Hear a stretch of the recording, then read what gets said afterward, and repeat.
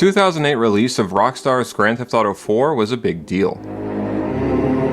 The series that arguably put the open-world sandbox genre on the map was entering the next generation, but did it do so successfully? In this video essay, I'll be revisiting the landmark title to explore what it did right, yet ultimately why I don't think the series works as well beyond the PS2 era. Let's dive in.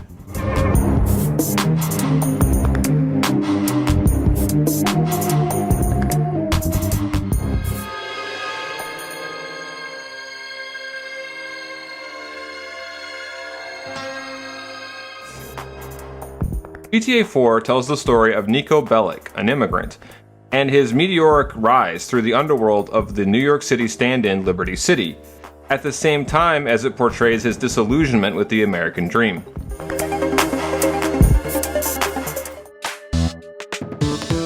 GTA4 tries to reinvent the series and in the process push the medium forward. The moment-to-moment experience can be breathtaking, even over a decade later. The game's AI is exquisite, its animations detailed, and its general attention to detail shocking. But the question is whether these small moments add up, scale up, next to other aspects of design to result in an overall satisfying game. And for me, the answer is no. In a lot of ways, the comparison that comes to my mind is to MGS4, released as it was the same year.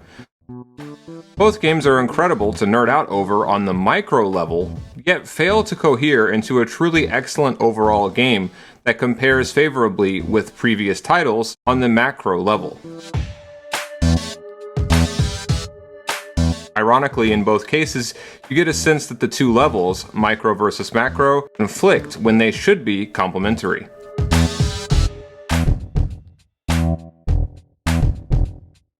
GTA 4 was incredibly ambitious and meticulously well made, but it represented a serious shift in both style and substance for Rockstar's flagship crime sandbox blockbuster. Niko Bellic was a complex protagonist for a series that has never prided itself on nuance. Its cast of characters were still largely plastic cutouts in the shapes of people, but the Hall of Mirrors effect was more muted, more drab. With GTA 4, Rockstar became more than ever interested in the question of society, American society in particular, and as a result, the focus became a bit uneven throughout your journey. GTA 4, after all, just like MGS4, is more than a series of unrelated, if excellently realized, design ideas. It is a game with a story, with scenarios and with mechanics, and none of them seem to play well together. The player needs a reason to see the game through, after all. If the basic question can't be answered of, so what? All the secret mechanics and beautiful design polish in the world won't be enough. The game has to give us a compelling reason to play it. And for me, GTA 4 somewhat fails to do this. Ramen? Ramen! Are you sleeping, you fat fuck? Come on! You, Niko Bellic, have come to Liberty City to reunite with your cousin Roman and enjoy the fruits of his laborious achievement of the American dream. Except Roman's such a good American that everything he's told you, and for that matter believes in, is complete bullshit. And instead of wealth in the lap of luxury, as Niko, we find Roman living in a roach-infested hovel, up to his rather bushy eyebrows in debt to Russian mobsters, Albanian hoods, and pretty much anyone else shady enough to lend someone like him money in this, the segregated off little slice of Eastern Europe and former Soviet satellite states called Hove Beach. This opening act is excellent, as Niko is forced to resort to exactly the same kind of illegal and violent work that he was doing back home, all to bail Roman out of trouble again and again. Soon, however, that creates trouble of its own though, and one thing leads to another, to lead Niko completely down the path to becoming one of the worst of the city's worst professional criminals. On paper, the actual story in GTA 4 can be pretty good. It's just the missions themselves aren't too fun, and neither are most of the side activities in the open world. I understand Rockstar's desire to make cinematic games. I can even respect it. But I don't think it really works for this particular series. GTA's at its best, in my opinion, when it's a Lego set, loud and proud, not an understated linear story.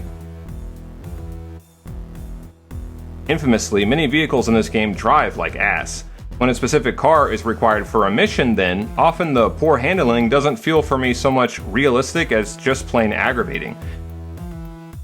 GTA 4 employs a cover-based shooting system to go with the realism conceit, but frankly it lacks the toy room intensity and simplicity of the admittedly often broken or wonky shooting in the older games. While on the PS2, shootouts often played out on the street or out in the open, GTA 4 likes to put you inside buildings for a lot of the action. And this can make it feel like you're playing Max Payne at times. An endless procession of enemies who must be dispatched basically one way along one path.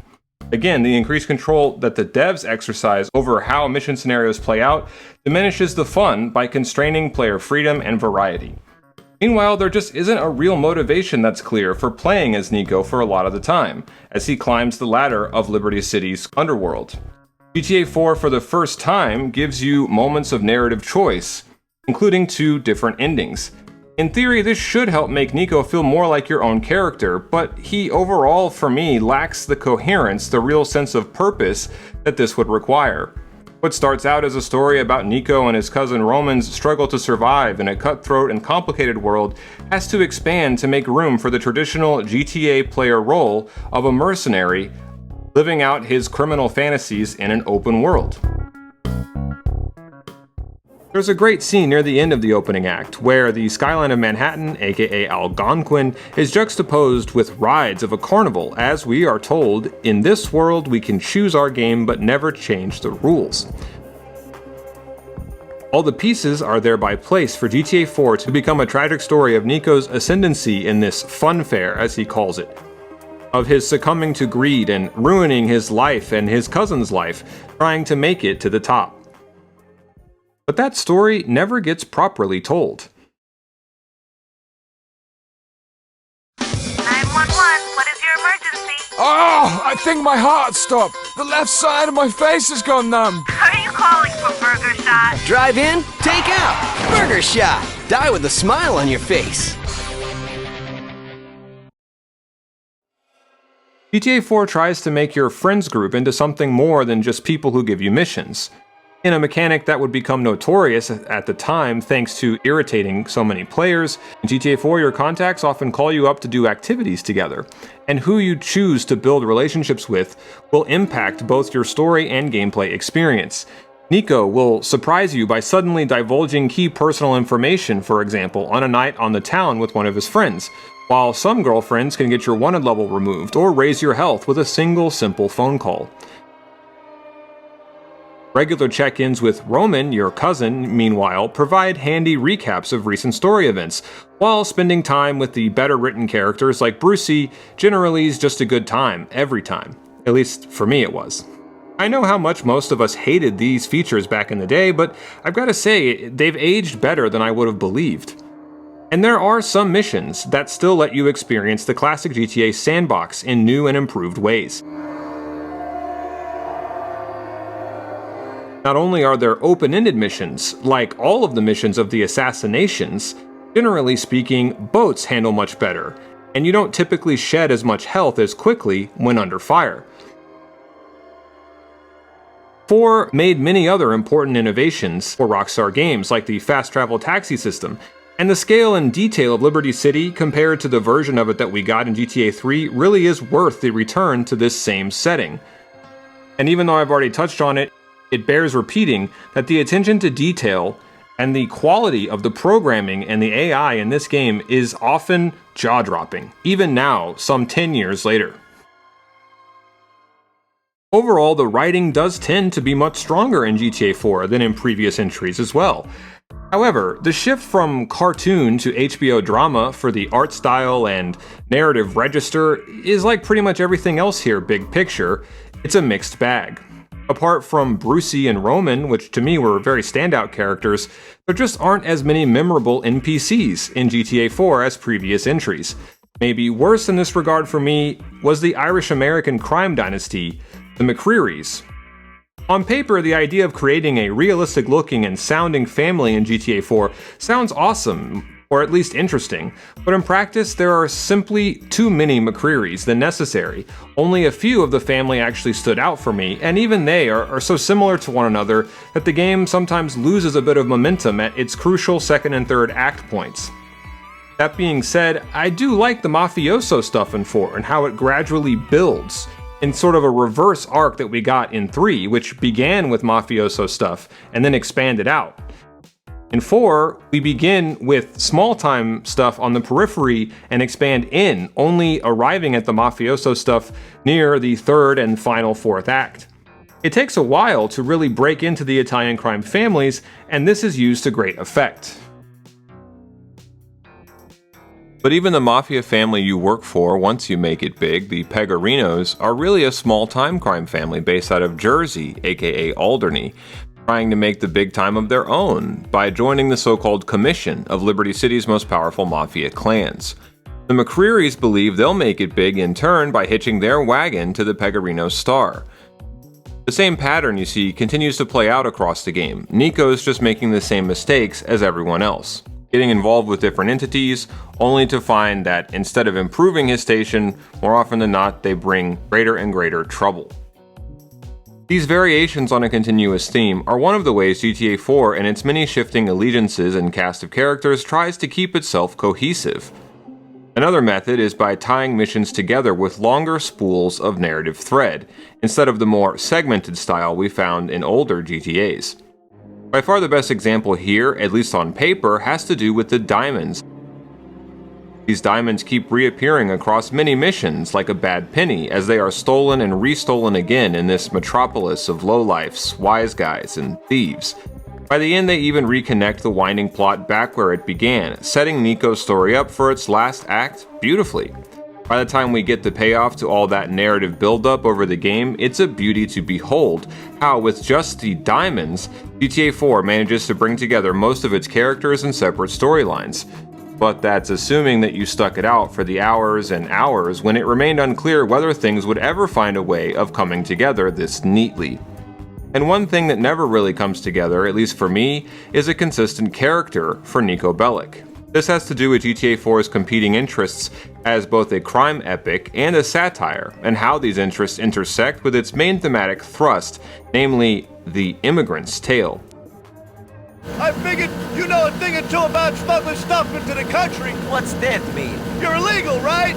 You think us McCrearys was legal when we came here? This is a country founded by immigrants. People who beg, steal, and borrow to get ahead. It's the lifeblood of the place. People forget that.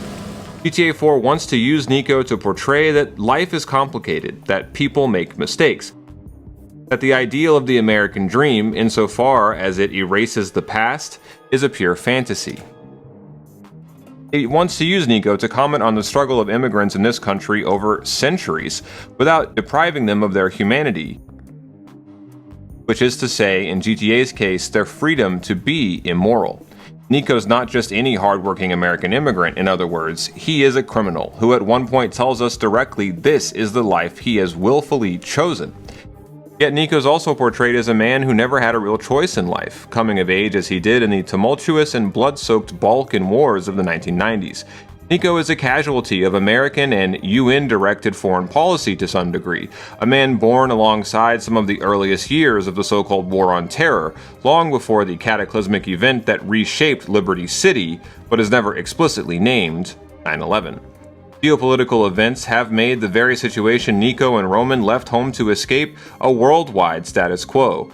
The game depicts street wars and secret operations within an underworld, all disguised as peace. And though virtually all of its main players are out only for personal profit and power, through characters like the mysterious man with no name working for the front company United Liberty Paper and his many contacts in both organized crime and in politics, it's made clear by GTA 4 that these various actors and entrepreneurs, little do they realize it, are actually the very lifeblood of American society. Pawns in the American game. The idea that any of these criminal characters, in other words, who are only allowed to live long and prosper to the extent they remain useful or controllable by the system, have genuine liberty seems laughable. And yet, the premise that individuals cannot act autonomously while also making up part of a wider society is a liberal idea for GTA 4, which means that it must, right alongside American conservative ideals, be brutally satirized.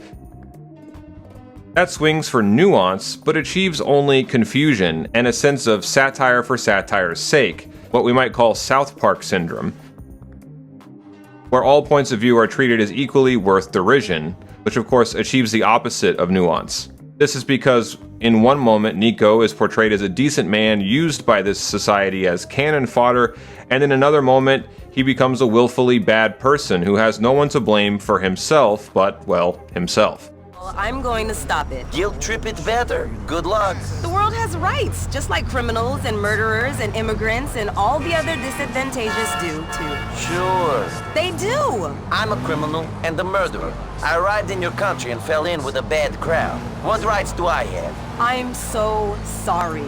Our society let you down. My country failed you. I think I failed your country. As I see it, I have chosen to live life outside the law. Rights mean nothing to me now. You're a noble savage. You should sue the government. I'll bear that in mind. What are you up to, Niko? This and that, I make money how I can. It's hard for us without visas. People don't want to treat us good. Amount of times I've done a job and then got stiffed for my pay. Shit! I can't even count them. Yeah, the immigrants is the slave class in this country. Working for nothing, but the whole place would be shut down without them. And again, even setting aside the question of Niko's moral character, as I've been saying, far too often it's hard simply pinning down his basic character motivations. And when we don't know Niko's reason for being, it harms our own motivation to continue playing as him. I'll admit that I didn't use the phone calls to Roman as much as I should have when I played this game because I didn't realize they were there until very late. Maybe if I had done so, it would have been more clear as I went along where the game was taking me.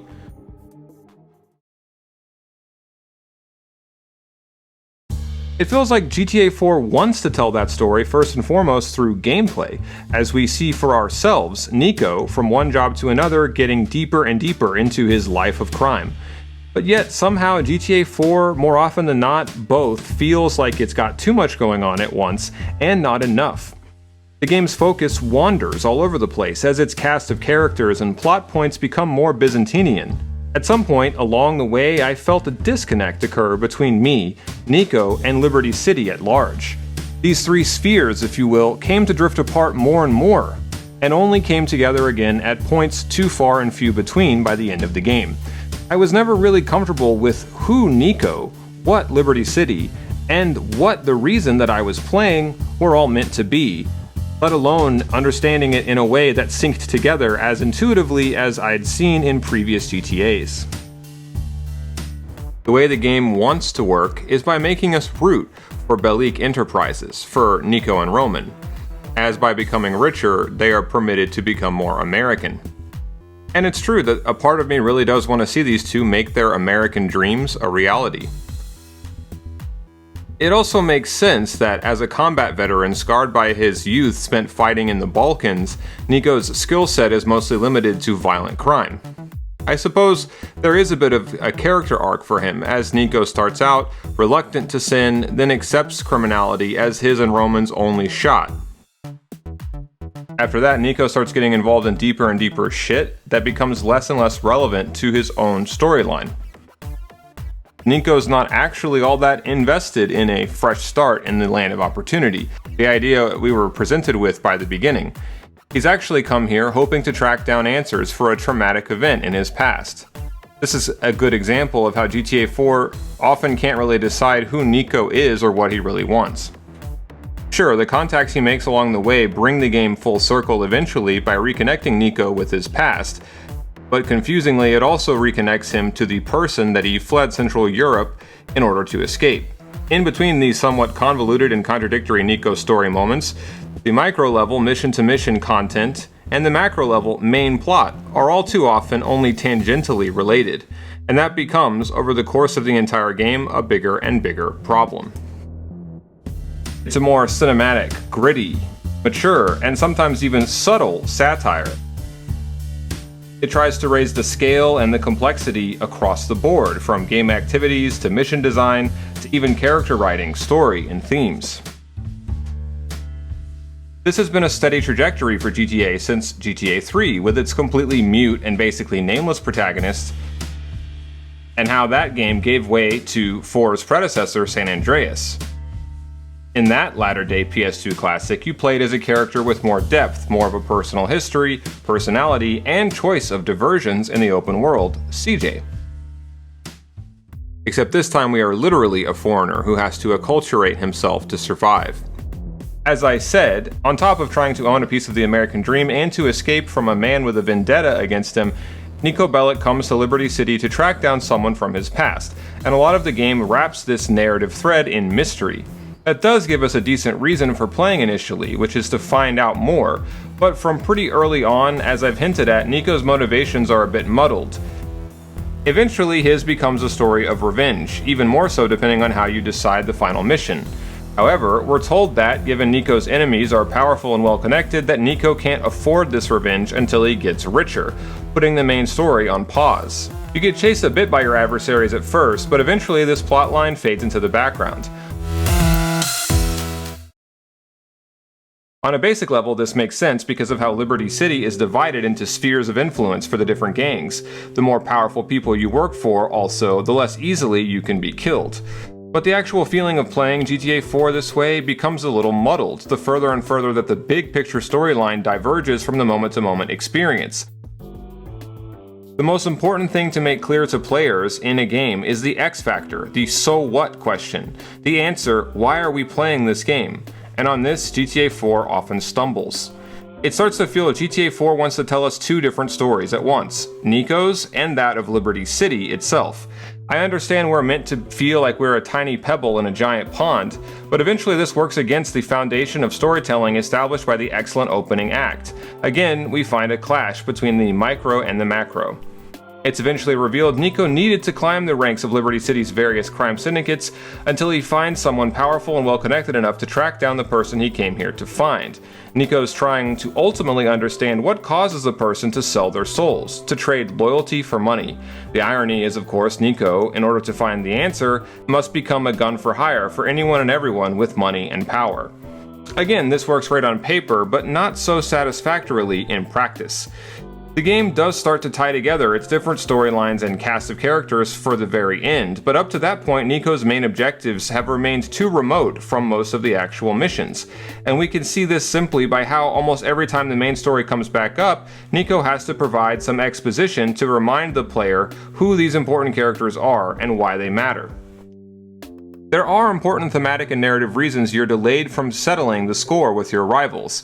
Mainly, it's so Niko, through his dynamic transformation across the game, can be presented with the final branching storyline decision as a different person from the man who literally stepped off the boat at the beginning. Do you remain loyal to your past, to those who died, or do you try and move on, to play by society's rules and sell out everything to the highest bidder? It's a great dilemma to present players via gameplay, but because the momentum for Niko's central storyline stalls out for such long periods of time, the execution is ruined. And certain things become, after long enough, uneven, inconsistent. Are your enemies just some 2-bit Eurotrash gang, or are they powerful and well-placed? Do they want you dead, or not? As you become more formidable, it seems so do they. So why don't they try harder to kill you? It's to make room for everything else, everything outside Niko's storyline. One illustration of how convoluted and confused things get is that one of your enemies, the man who chased you from Europe, just quietly disappears from the story to become just a name thrown around from time to time. Apparently, this character is more important in the follow-up DLC, I wouldn't know. That means most of the time you're just working towards the next plot point for Niko by doing jobs that aren't really related to him, except in usually broad and roundabout ways. So for most of the game, you're grinding through repetitive chases and shootouts, waiting for the next Niko story beat to arrive. That isn't to say that the non-Niko storylines and characters are uninteresting or badly written, it's just a question of focus. The opening makes us focus completely on Niko and his story, so the less directly that events matter or pertain to him, the less inclined we are to care. He isn't a blank space like our player characters were in GTA 3 and to some extent Vice City. He's got a rich backstory and his own individual concerns. It's a shame GTA 4 is only occasionally directly about him. We're given a very long and weaving storyline that does manage to bring us into contact with the vast array of Liberty City's various ethnic and cultural atoms, but never finds a way to sync back up with that initial premise, that X factor, that thing that motivated us at the start to pick up this game, the story of Niko. Meanwhile, few of the new features and attempts to make GTA more understated paid off, at least for me. GTA 4, again as well as MGS4, ushered in a brief era of extremely brown, desaturated, and mundane-looking big-budget games, which, like so much else, detracts from the fun rather than adding to it in GTA 4's case. The character models look often garishly ugly, which perhaps was part of the satire, but nonetheless, the drab color palette and grimacing, snaggle-toothed NPCs drain a lot of enjoyment out of the game for me. There are some pretty incredible features, to be sure, like the in-game internet and TV shows, and several missions do manage to pull off the gritty, sort of HBO series vibe that GTA 4 at large aspires to. Drug deals and bank robberies gone wrong are awesome setups for great moments.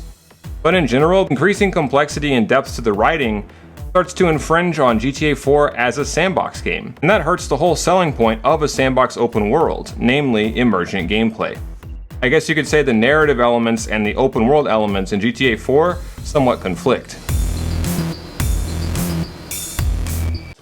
Often it's set up so Niko just has to work for such and such crime boss or outfit to stay alive or stay out of jail, but then events will lead him to some other missions for some other scumbags, mainly for the money. On paper, there's no contradiction or disconnect here, but in practice, it isn't always clear why, in the midst of some other crisis or concern, Niko's primary priority goes back to just making money. Once you get enough money to live in Manhattan and wear designer suits, you'd think that earning would become less important. But Niko continues to work as a freelancer even then, and get into even more trouble, putting his life and the life of his cousin more in danger, as the main story about him, Roman, and an antagonist named Dimitri fades in and out of view for hours on end, without really giving a sense it's going anywhere. GTA 4 gets itself in the situation of conflicting cross-purposes by starting out with so much focus on world building and characterization. You're supposed to like your cousin a lot. Keeping him alive is the go-to impetus for a lot of the main story. Yet, since Roman's a civilian, he usually isn't involved in missions outside the main story, and you're left wondering why Niko is getting into bigger and bigger criminal activities when it so clearly runs the risk of putting his cousin's life in jeopardy. It can kind of feel like playing two different games at times. One, a more classic GTA where you work for the biggest crime lords around to get rich and get revenge. The other, a thoughtful drama about the American dream. Moment-to-moment gameplay and the macro-level story don't often sync well enough, leaving us with a protagonist who has confusing, muddled motivations, in a twisting procession of capers that don't always clearly connect to our overall character arc, as well as a lack of real narrative momentum, so we feel kind of like we're just treading water for a lot of the time. In prior GTAs, figuring out our X factor, our motive or objective for playing, was simple. It was usually taking over the city. This is not about taking over! 4 is too realistic, too committed to a sort of spiritual malaise and an attempted nuance to be this straightforward. Niko is both your standard greed-fueled GTA protagonist and a complex and tortured soul trying to figure out if the past can ever truly be left behind. Often, as a result, story beats only serve to connect one event to another, rather than delivering any larger sense of purpose or meaning. You get the sense GTA 4 uses its many characters and crime lords to try and convey that Liberty City is a metropolis with real scale and diversity, but it forgets that more than being large and realistic, a city or a world needs to be, in a game, interesting and fun. Cause and effect need to be a bit more intuitive and carry weight beyond mere plotting. Many characters in this game lack a clear sense of purpose, and most of all, GTA's satire, so dialed back and dreary, for me falls flat. Instead of reveling in their cartoon insanity, I just found many, if not most, of the characters in this game unpleasant, and I often struggled to understand, for a lot of the missions and scenarios, any larger sense of why Niko was doing them, or who, at the end of the day, Niko Bellic is even meant to be. For me, it seems Niko can either be a cutthroat megacriminal out to get rich or die trying, or a reluctant gunman and mercenary who just wants to get enough money and power to keep his family safe and to escape, or perhaps atone, for his own sins. If it's going to be both, we need a Breaking Bad style storyline where Niko clearly transitions from Mr. Chips to Scarface. The problem is this character arc never manifests in GTA 4, and even from the start, Niko's basically both roles at the same time. For me, it doesn't really work. How will you know if terror is about to win? A terror alert this afternoon in Liberty City. An awesome, terrible tragedy tonight in the South Slope section of Brooklyn. Weasel News, the news Liberty City trusts. Are you a sex offender? Find out tonight. The McCreary's, meanwhile, I want to cycle back to them for a second. I believe that they're meant to illustrate what GTA 4 had to say about America as a nation of immigrants. After all, Irish Americans were once considered non-white foreigners. And like other ethnicities that we see portrayed in the game, from Puerto Rican to Russian, generally speaking, the Irish at one point were well known as members of gangs and underground activities. But that was nearly a century ago. Now the Irish are more or less fully integrated. Their progress in America is a success story, which is why I think that GTA 4 makes the McCreary's such a big part of the game. With that integration, after all, we see some of the family is taken to wishing nostalgically for a return to the glory days. Some go off to fight for the IRA back home, while others struggle to reconcile the men that they really are with the men they'd prefer to become. Stained as they all are, men and women alike, by the legacy of crime that was imparted onto them by their already dead patriarch and their crime family, fallen somewhat into disrepute. Redemption is a rather key word for GTA 4, a theme, of course, that only became more central in Rockstar's following title, Red Dead Redemption. Do these broken and bad people deserve redemption, and can they even obtain it? These are questions that GTA 4 spends a considerable amount of time asking. We of course also see this same question posed not only by Niko and Roman, who both experienced brutal traumas back east, but in characters like a certain Bernie, who's tried to erase his past by affecting a totally new identity, or a certain drug dealer, who tries however vainly to survive in a man's world, selling 1 kilo brick at a time. GTA 4 is filled with genuine tragedies and tragicomedies too, all of which feel pulled right out of a Russian novel. Take for example the story of Dwayne, a man who returns from prison only to find freedom can sometimes be worse and more constricting than death. Or the mobster Ray Bacino, whose attempts at making a mint outside his capo's notice goes wrong more ways than one.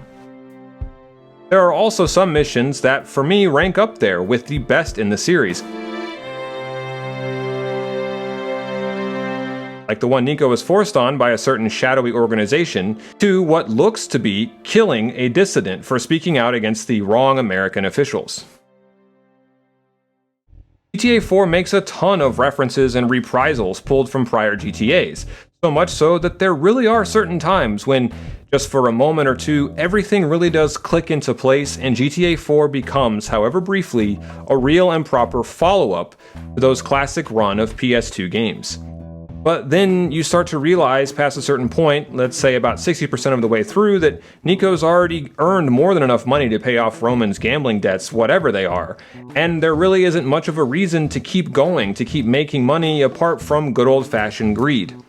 The game tries, vainly, to keep crucial elements to the plot relevant, like the secrets that Niko came here to uncover, and the nemesis biding his time to strike back at you from the shadows. But these simply show up at points, as I've already sort of said, too few and far apart to come together well enough for me by the end. Since 3, it seems for Rockstar, the question has more and more become, what's the point of us making an open world if there isn't anything to actually do there outside missions? Making bigger sandboxes meant for them more than bigger, more realistic cityscapes. Rockstar gradually decided to integrate elements from the sim genre to keep up with the times and make their cities feel more not just realistic looking, but alive. And here, ironically, lies the problem, or at least the beginning of it. What made the 1-2 punch of GTA 3 and Vice City masterpieces was precisely their deformed dioramas. The broad and venomous satire dovetailed sublimely with the equally broad and blocky character models, the explicitly non-realistic cities. What these games strove to portray was not the reality of New York City or Miami Beach, it was the soul, the twisted dystopian mindset of these micro-societies on screen. That often made the emptiness directly part of the overall artistic statement. The cartoony violence and stereotypical characters worked right alongside the vapid fashion, inane radio ads, vacant giant shopping malls, and lack of many in-game activities that you could take part in among straight society. The city formed a sort of separate place, a territory, and a society that only suckers actually participated in. As a hardened mega-criminal, you and your low-life cohorts were poised both above the mainstream, but also below it. While normal citizens merely lived in these garbage heaps, you fought to own them.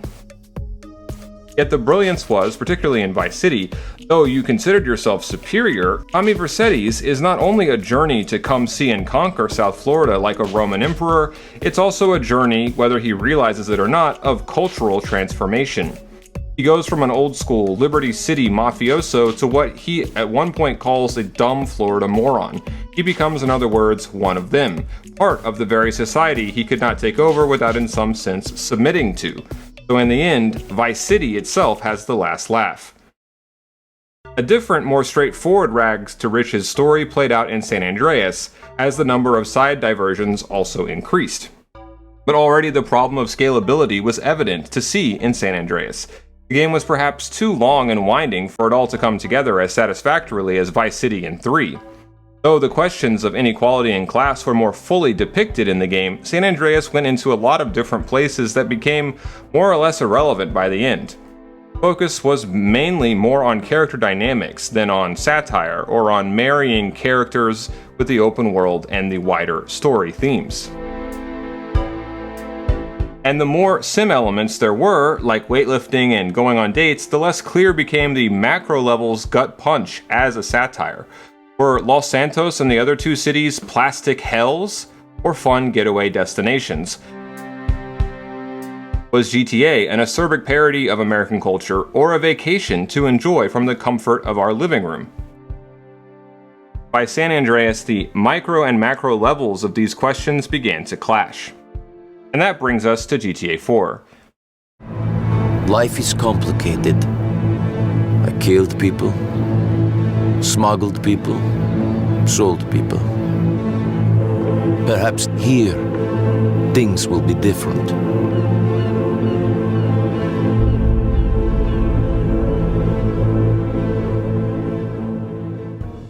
Niko never seems to buy into Roman's ideal of the American dream.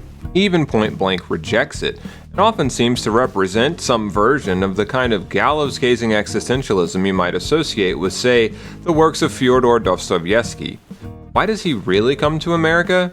For this reason and that, ultimately because he has to leave home to escape a former crime boss, but more than anything, because he's dead inside.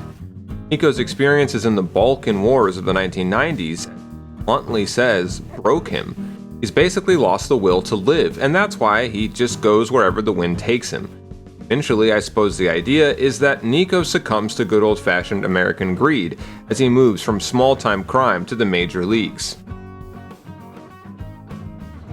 You get the sense everything you're doing is for your cousin and the various associates and friends that Niko spends time with, but again, that doesn't always make sense when your actions put those very people's lives in greater danger.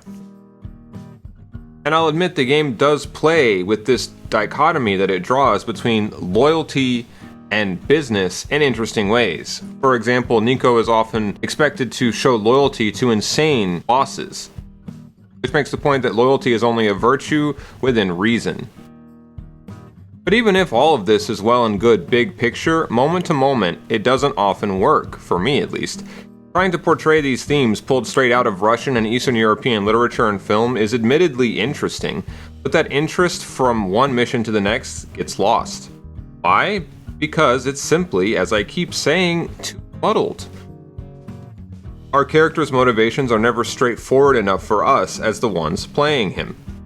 And there's a fine line between nuanced or multi-layered and just convoluted and all over the place. Niko's only constant is that he's always cracking dark or ironic jokes, and it all sort of comes apart after the first act. From then on, Niko is basically just trying to get rich because he's been convinced by previous events in the game that those are the rules, that that's how the game is played. But to invert something that the character Dimitri tells us early on, we may not be able to change the rules of our game, but can we at least in GTA 4 figure out what game we're playing? All too often, the answer is no.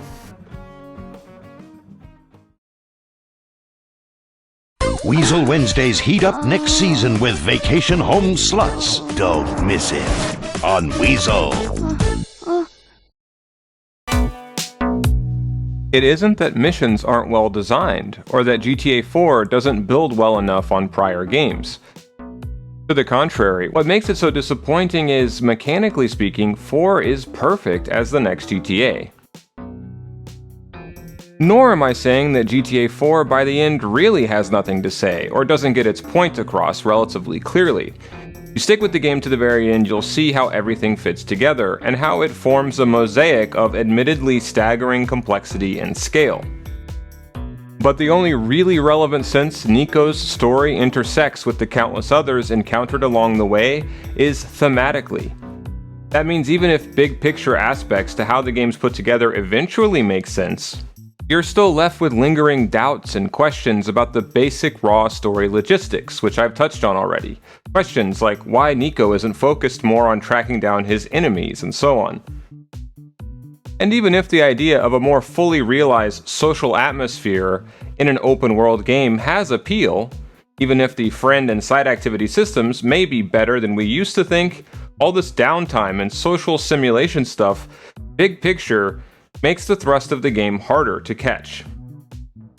While features like comedy clubs and car washes are ostensibly there to help us feel we're really living Niko's life, and to give us more things to do in the open world other than just making money, our motives playing as him, our X Factor as I've called it, often becomes unfocused. And nowhere is this more evident than the ending, which I won't spoil here, but I do need to comment on now. The game tries to bring Niko's narrative arc to a satisfying and tragic close, but it has to do so much, so quickly, last minute, that the impact just doesn't land. When it's all said and done, here's the real reason more than any other GTA 4 was a mistake. While what it set out to do had never been done before, while the added complexity and subtlety of the characters and story dovetailed well enough with the similar advancements made under the hood, it did not in the end amount to a very fun GTA. 3 and Vice City had this delicious balance between the sweet and the sour, the light and the shade.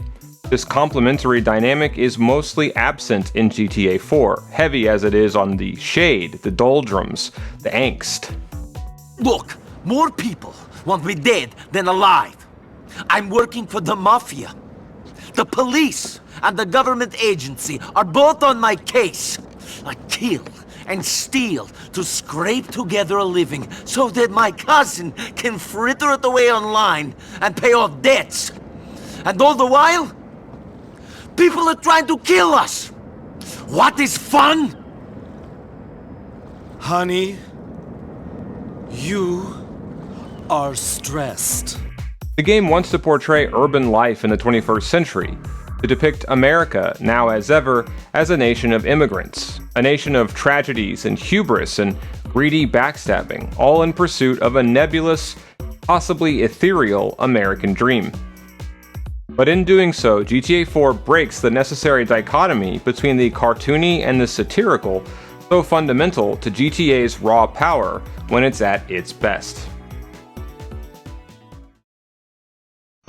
It's back. The groundbreaking formulaic cliffhanger 72.